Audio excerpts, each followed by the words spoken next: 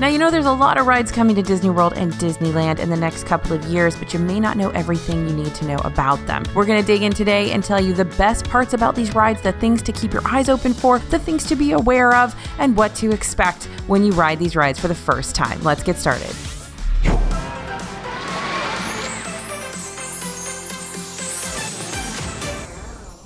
Hey everybody, it's AJ for Disney Food Blog. Today we are going to head over to Disney World and Disneyland and talk about the coolest rides that are going to open in the next couple of years. And we're not just going to talk about the rides, we're going to tell you specifics about the rides, what you can expect, and what we're so excited to see in action. There's crazy Imagineering, super innovative ride technology, and more that we're going to see for the very first time in theme park rides going forward.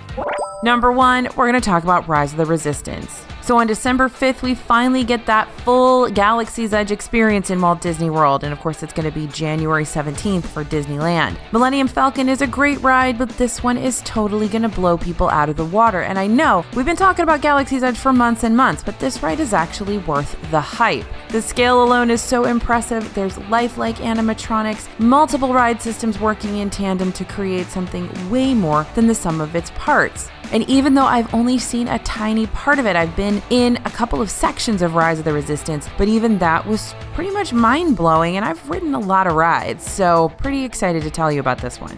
To start, the queue is just as detailed as the rest of the land. At least you'll be entertained while waiting in what's sure to be a pretty long line. Once inside, you'll head into the pre-show where Rey will ask you to embark on a mission to battle the First Order, and once you accept that mission, because why wouldn't you just waited like 3 hours to do it, you'll pass a giant X-Wing and board a transport ship that takes off from Batuu. You'll feel the ground shaking under you, and you really do feel like you're separating from the rest of Galaxy's Edge when you're in this transport ship. Now, the ship is soon captured by a Star Destroyer, and guests will enter this massive room that is filled with stormtroopers. Now, some of those stormtroopers are animatronic, some of them are just mannequins, and some of them are real people. From there, guests are going to be separated into smaller groups for the next part of the ride, which is part of a trackless ride system. So these ride vehicles will have 2 rows of stadium-style seating. Droids who are in charge of navigating the ride vehicles keep taking wrong turns and might get you a little bit lost in that Star Destroyer. Eventually, guests are going to go into the ride's big finale, so the ride vehicle is going to pull backwards into an escape pod, which will have a massive screen and will provide a motion-based experience similar to Star Tours.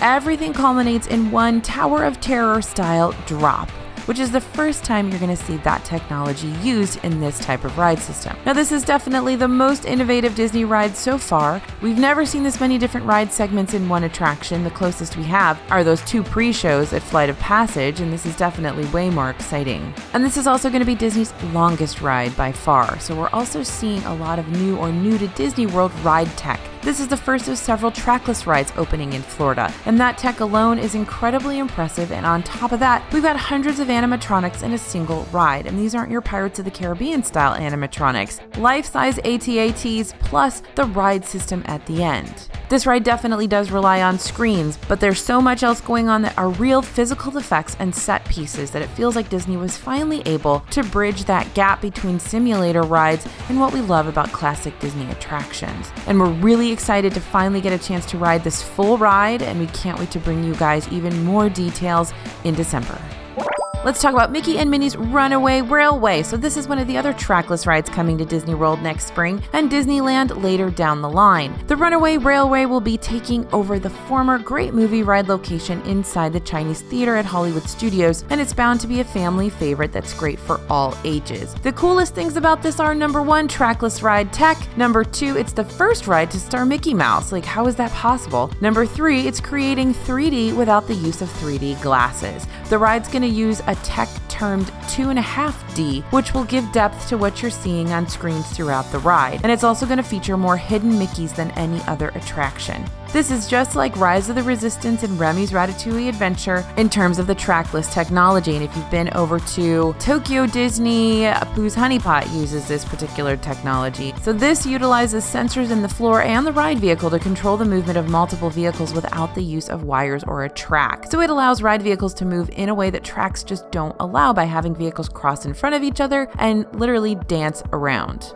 Alright, so let's talk about Remys Ratatouille Adventure really quickly. This ride already exists in Disneyland Paris Paris, where it opened in 2014, but it'll be in Epcot's France Pavilion next summer. In addition to the trackless tech, this ride relies on 3D gigantic video walls along with physical set pieces to make you feel like you've been shrunk to the size of a rat as you run through Gusteau's restaurant. This is going to be a really cool mashup of ride concepts, and it's sure to be super adorable and another family-friendly ride. So let's talk Tron over in Magic Kingdom. This is another transplant ride. This one's coming from Shanghai Disneyland, and it's seriously going to change Magic Kingdom by giving it a pretty major thrill ride, which it's never really had before. So the coaster car is similar in design to Flight of Passage in that it's almost like a bike, and this ride will reach speeds of 59 miles per hour, making it faster than Rock and Roller Coaster, though it's still not as fast as Test Track's 65 mile per hour limit. This is an indoor coaster with shifting light panels, and the ride is going to be totally different from day to night because of those shifting light panels. Now we've got a little while to wait before we can ride this one. It'll be open for Disney World's 50th anniversary in 2021, but that's getting closer and closer every day. Alright, Guardians of the Galaxy Cosmic Rewind will begin with guests entering the Galaxarium, where they will then board a Nova ship to see Earth from space. But when the Guardians of the Galaxy show up, things take a slightly different turn in this one, presumably several fast, energetic turns. The ride vehicle here looks like a standard coaster car at first glance, but this thing has 360-degree movement, so you're going to be spinning back and forth to take in all of the action around you in the massive ride building. And you're not just going to be spinning aimlessly. They're actually going to be programmed to spin certain directions at certain times so you can see what's happening around you. And it's also the first Disney coaster to feature a reverse launch, making it a super thrilling addition to Epcot. So if you're a coaster fan, you might want to wait until 2021 for your next Disney trip when both this and the Tron coaster are both open.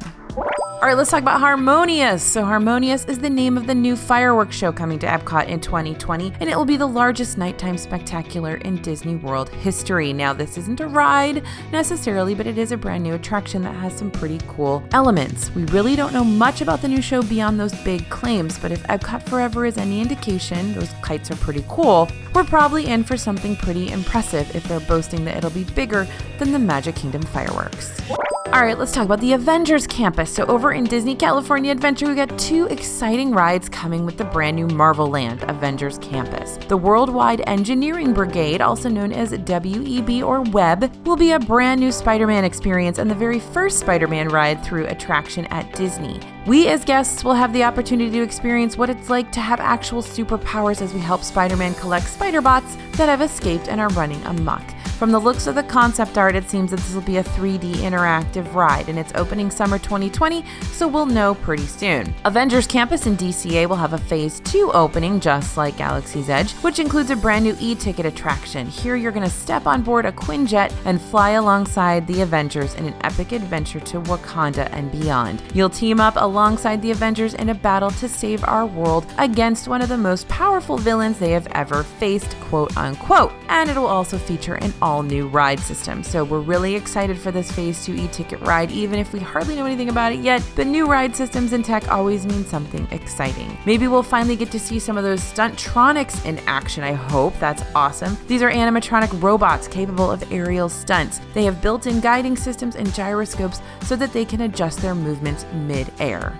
Now, here's a few more attractions coming that we don't know too much about, but we're very excited and want to talk to you about them really quickly. Journey of Water, there's a new Moana-inspired attraction coming to Epcot called Journey of Water, and this is going to be a walk-through interactive experience that teaches guests the importance of the natural water cycle. So Disney says you'll actually get to play with living water, so I'm guessing kind of a step up from those jumping fountains outside the Imagination Pavilion, and a great place to let the kiddos burn off some energy. The Play Pavilion, another great place to keep the kids entertained. It's coming to the Old Wonders of Life Pavilion in Epcot, and we can expect interactive features featuring Edna Mode, a water balloon fight with Huey, Dewey, Louie, and Webby to open in time for Disney World's 50th.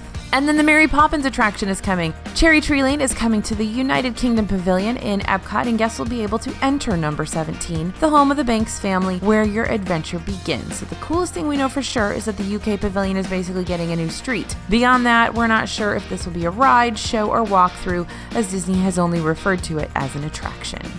So there's a bunch of the coolest things about the newest attractions coming to Disney World and Disneyland in the next couple of years. We can't wait to ride all of these rides, take you with us as we ride them, but we want to know which ones you're most excited about. So please let us know in the comments what you can't wait to ride, and also let us know, are you postponing your Disney trip for a year so that you can ride those new coasters, or are you heading in next year? Thank you guys for listening, and thanks for watching. This is AJ for Disney Food Blog, and we'll see you real soon.